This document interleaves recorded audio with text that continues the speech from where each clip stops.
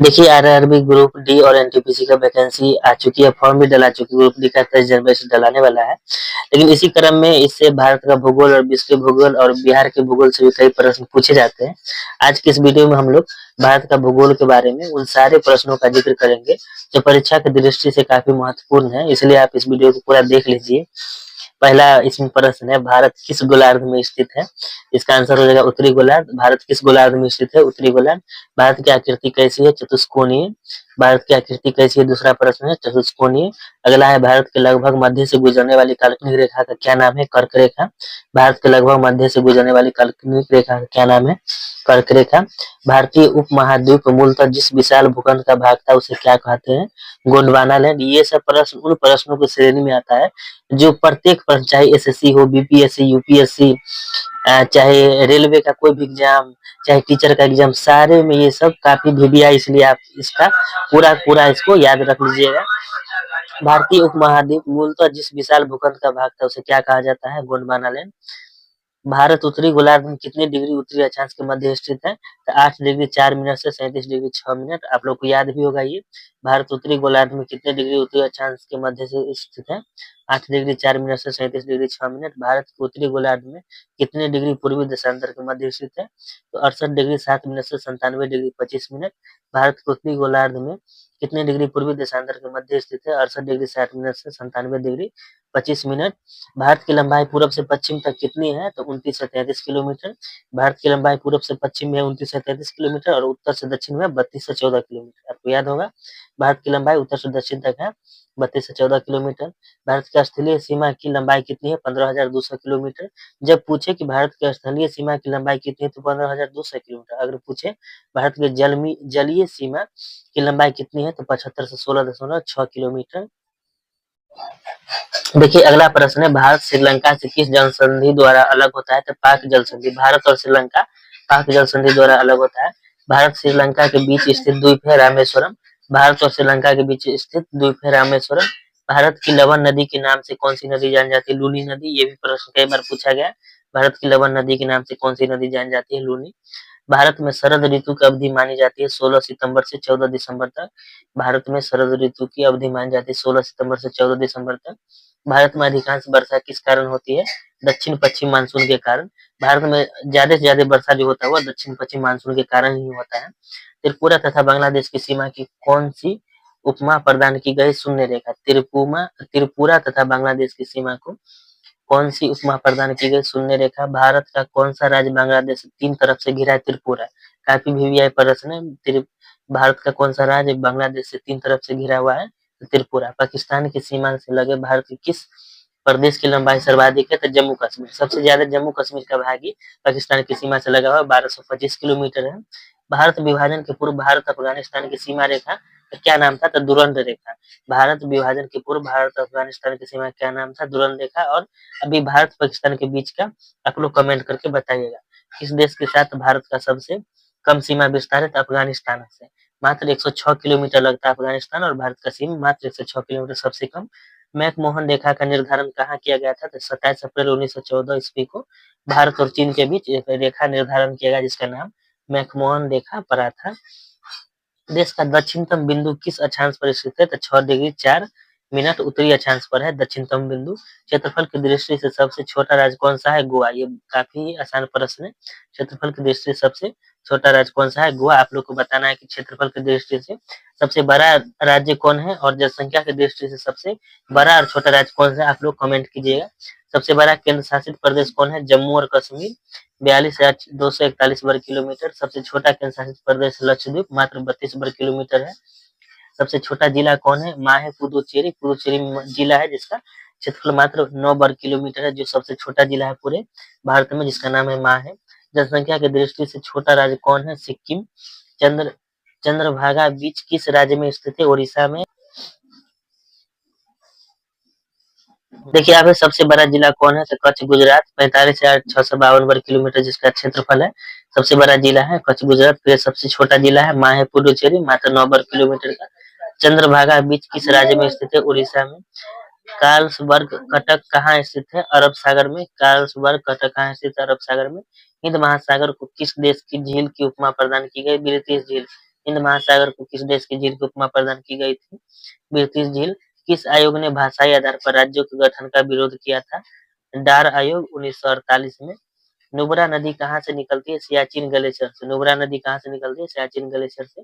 बेंगलुरु और चेन्नई में से कौन सा शहर अधिक दक्षिणवर्ती है? बेंगलुरु। बेंगलुरु और चेन्नई में कौन सा शहर अधिक दक्षिणवर्ती? तो सबसे ज्यादा दक्षिण हो जाएगा बेंगलुरु। भारत के किस प्रदेश की सीमा म्यांमार से सर्वाधिक स्पर्श करती है? अरुणाचल प्रदेश की। म्यांमार से सबसे ज्यादा सटा कोई राज्य है? अरुणाचल प्रदेश। भारत के किस राज्य के 3 तरफ अंतर्राष्ट्रीय सीमाएं है? त्रिपुरा। तो ये किससे लगता है? अभी जस्ट हम लोग जाने थे बांग्लादेश से।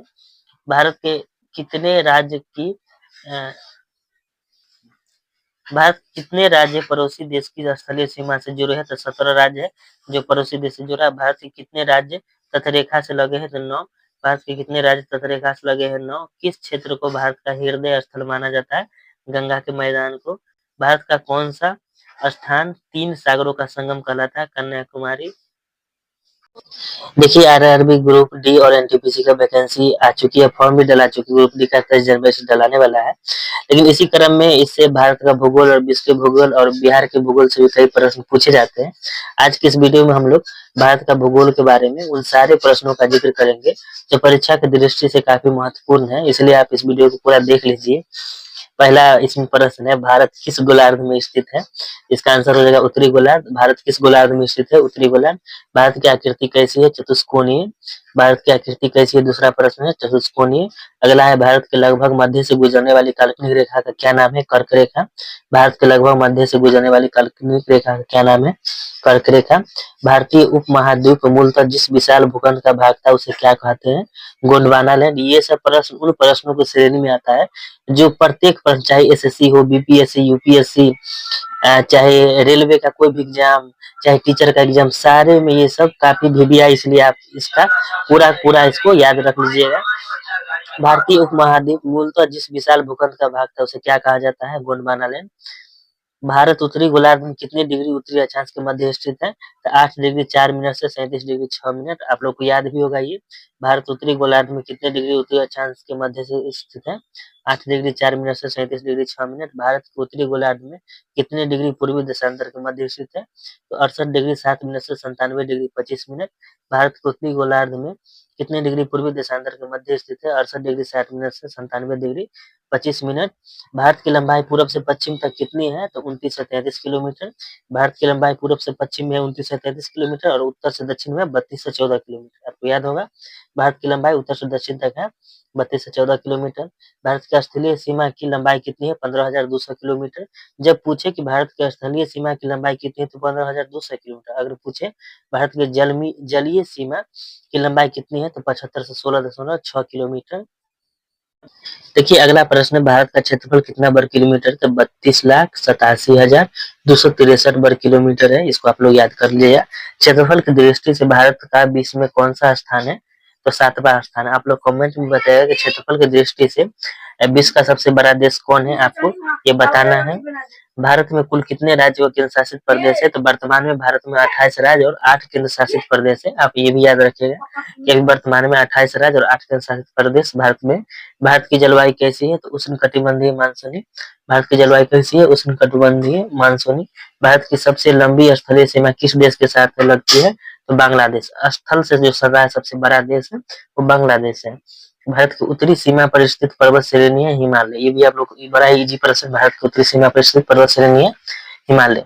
भूवैज्ञानिकों के मत अनुसार जहाँ आज हिमालय पहाड़ है वहाँ किस नाम की एक उथला समुद्र था? तो तिथिस सागर। जहाँ पर आज हिमालय है वहाँ पर बहुत समय पहले एक सागर था जिसका नाम था तिथिस। भारत के समुद्र तटीय मैदान का विस्तार किन पर्वत श्रेणियों के मध्य स्थित है? तो पूर्वी और पश्चिमी घाट। ये भी याद रखिएगा, भारत के समुद्र तटीय मैदान का विस्तार किन पर्वत श्रेणियों के मध्य है? पूर्वी और पश्चिमी घाट। शिव समुद्रम जल विद्युत परियोजना कहाँ स्थित है? कर्नाटक में, कावेरी नदी पर है। भारत की प्रथम जल विद्युत परियोजना है शिव समुद्रम। स्थापना इसका हुआ था 1902 ईस्वी में। भारत में मानव निर्मित सबसे बड़ा झील है भाखड़ा नांगल जो गोविंद सागर झील का हिस्सा है। भारत में मानव निर्मित सबसे बड़ा झील है भाखड़ा नांगल जो गोविंद सागर झील पर है। जो नदी डेल्टा नहीं बनाती उस मुहाने को क्या कहते हैं? तो ज्वार नदमुख या एस्चुअरी। जो नदी डेल्टा नहीं बनाती उस माने क्या कहते हैं, तो ज्वार नदमुख या एस्चुअरी। नदी द्वारा लाए गए अवसाद का जमाव जब मुहाने पर होता है तो निर्माण करता है डेल्टा का। जैसे गंगा है, ये सब गंगा, ब्रह्मपुत्र, ये सब डेल्टा का निर्माण करता है। और ब्रह्मपुत्र द्वारा सबसे बड़ा डेल्टा निर्माण होता है जिसका नाम होता है माजुली। ये भी आप लोग याद रख लीजिएगा। नदी द्वारा लाए गए अवसाद का जमाव जब मुहाने पर होता है तो उसे क्या कहते हैं, डेल्टा का। भारत में अरावली पर्वत एवं सतपुरा पर्वत उदाहरण है अवशिष्ट पर्वत का। न्यू मूर द्वीप कहाँ स्थित है, तो बंगाल की खाड़ी में। ये कई बार पूछा गया है, न्यू मूर द्वीप कहाँ स्थित है, तो बंगाल की खाड़ी में। अंडमान निकोबार द्वीप समूह का सबसे उत्तरी द्वीप है लैंडफॉल द्वीप। अंडमान निकोबार द्वीप समूह का सबसे उत्तरी द्वीप है लैंडफॉल द्वीप। भारत में 3 चंद्राकार समुद्र तट कहाँ मिलते हैं, कन्याकुमारी में। भारत में 3 चंद्राकार समुद्र तट कहाँ मिलते हैं, कन्याकुमारी में। भारत में किस दर्रे से होकर आर्यों ने प्रवेश किया था, खैबर दर्रे से। ये काफी महत्वपूर्ण प्रश्न है। भारत में किस दर्रे से होकर आर्यों ने प्रवेश किया था, खैबर से। आप लोग याद रखिएगा कि आर्य लोग भारत में आए थे खैबर दर्रे होकर। लक्षद्वीप किस प्रकार का द्वीप है, परवाल निर्मित। लक्षद्वीप किस प्रकार का द्वीप है, परमाल निर्मित। लक्षद्वीप किस सागर में स्थित है, अरब सागर में। ये भी पूछता है लक्षद्वीप किस सागर में स्थित है, तो अरब सागर में।